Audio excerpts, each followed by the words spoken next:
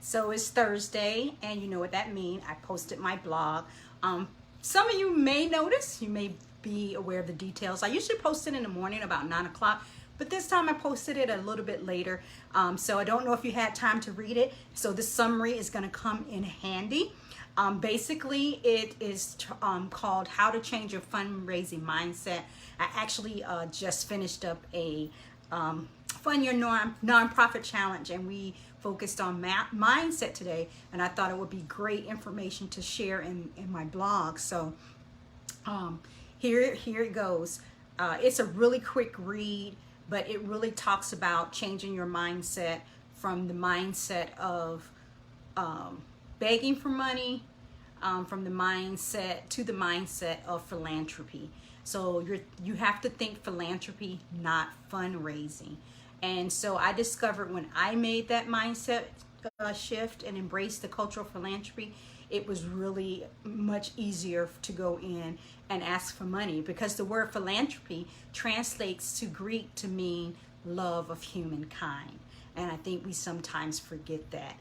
And so this blog deals with some of the 4 basic fears around asking for money and why people have those fears.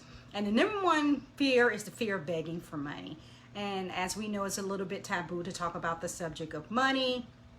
And so a lot of people feel like they're begging for money, but you have to get that out of your mind, because there's nothing further from the truth. Because if you stop to think about it, no one gives your organization $1,000 of their hard-earned money because they have no place to put it.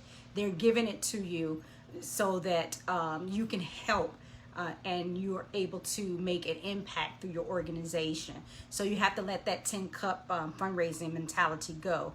And then we focused a little bit on the fear of looking stupid. You get this one a lot from board members. The board members think they're gonna look stupid because they don't know all the program information.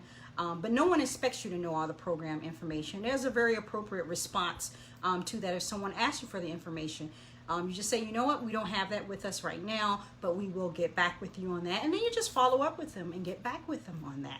And then it talks about the fear of rejection. Don't take it personal. Some people are going to say no, it just doesn't float their boat, or they have other philanthropic avenues that they want to give to. But please don't take it personal, and don't go in the meeting dreading it and expecting a no. Because if they've taken a meeting with you, you've already won the battle. Because when you ask for the meeting, you're telling them, you go in and say, you know, I'm calling this meeting, I'm asking you to meet with me because I want the opportunity to see how you can invest in our organization at a larger level. And so they already know why you're coming. That should not be a secret. So that fear of rejection, don't take it personal if they say no. And it may mean no right now. You don't know what their situation is. So keep that in mind. And then there's that fear of public speaking. You know, everybody talks about that top 10 list that people have, fear death over public speaking. And there's a joke that's circulating on the internet so that people would rather be in the casket than doing the eulogy. And we kind of talk about that, and we delve into that fear of public speaking. But even if you have that fear, you just have to fake it until you make it. You're in the nonprofit business, and one of your roles is to give people the opportunity to invest, not make a donation, but to invest in your mission. And so that's what the blog covers. It literally is about a 5-minute read, but it really details out those fears and give you some ways to change your mindset. And so I like for you to be able to read the full blog. You can read that full blog by going on to www.supportingworldhope.com. And also, if you are not aware, I do have a private Facebook group. It is Nonprofit Professionals Exchange. It is open to any nonprofit professional.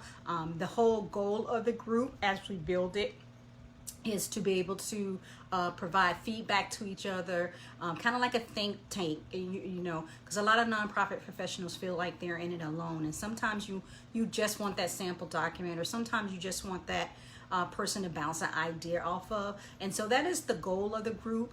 And I encourage nonprofit professionals to join that group.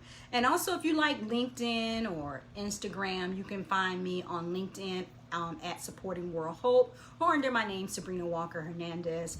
And you can find me on Instagram at _nonprofit expert. So that is my summary for this week. And I'm so happy that you guys stick with me throughout the week.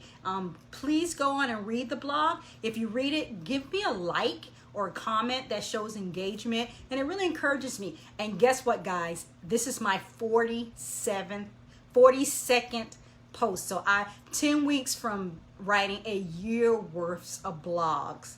Can you believe it? I cannot believe it. So I'm gonna pat myself on the back. So if you really want to support me, go and read all 42 articles, and hopefully we'll do a little celebration dance together when I get to 52. I do have a lot of knowledge to share, and I really enjoy impacting the nonprofit industry. So yep, there's my summary for this week, and I look forward to continued engagement. Y'all have a blessed one. Thank you.